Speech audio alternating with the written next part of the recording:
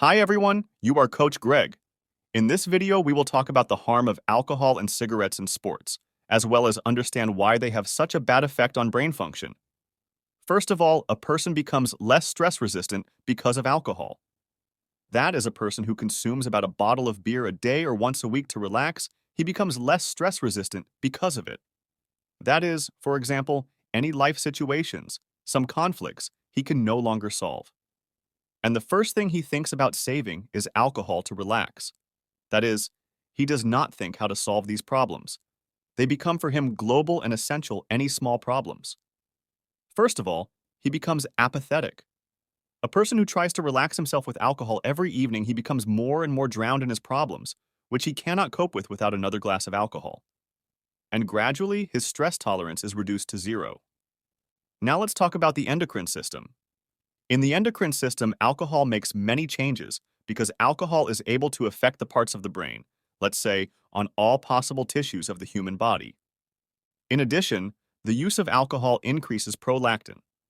Almost all alcoholics have overestimated prolactin, so they basically become morally weak. So there is no motivation to do anything. It will be better for them to rest than to go to work. This is precisely because of the increase in prolactin. Even in a person who drinks once a week, it is already very often. You can't drink that often because your hormonal system will be constantly staggered and you will basically lose 50% of your progress that you could have gotten without the use of alcohol. Alcohol in general is able to take the human body out of homeostasis by hormones, that is, staggering one hormone. It entails a whole chain of events. It is worth saying that alcohol is a psychoactive substance that can be addictive, which means that in the long run, in principle, it will make drinking it as much as possible. If a person systematically starts using it, gradually a person will still increase their alcohol intake. It's inevitable. Now let's talk about cigarettes, and specifically nicotine. When nicotine enters our brain, it causes an emotional surge. That's why nicotine affects in the same way. Basically, like any other drug causes surges of hormones that give us good moods. Nicotine also affects hormones related to appetite.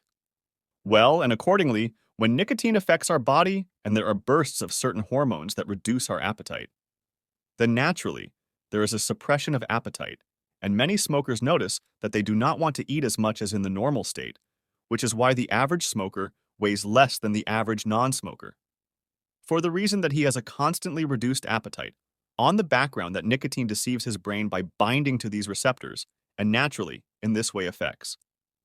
After nicotine withdrawal, all this turns against the smoker, that is, a person who smoked for a long time. Then he cancels this nicotine gain at least 5 kilograms in 6 months. In addition, nicotine affects the absorption of calcium, so there are problems with vitamin D. This together destroys our bone tissue. That is, the decrease in bone mass and the likelihood of fracture in every smoker is many times higher than in a non-smoker. And what's interesting is that bones take the longest to recover, about 5 years for a person to fully regain bone mass. After quitting nicotine, in 5 years he will have exactly the same probability of fractures as a non-smoker. That is, other organs and their functions, after nicotine withdrawal, can recover a little faster. That is, a person will gradually get bonuses from quitting smoking, and during the first 2 months he will get something, during the next 3 months he will get something, and so on. And that's the longest period of time, probably, just to restore bone mass.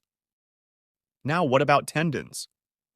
The fact is that the probability of rupturing a tendon, a biceps tendon, it's much higher in a smoker than in a non-smoker. So it's reflected in muscle elasticity as well. This is where the video ends.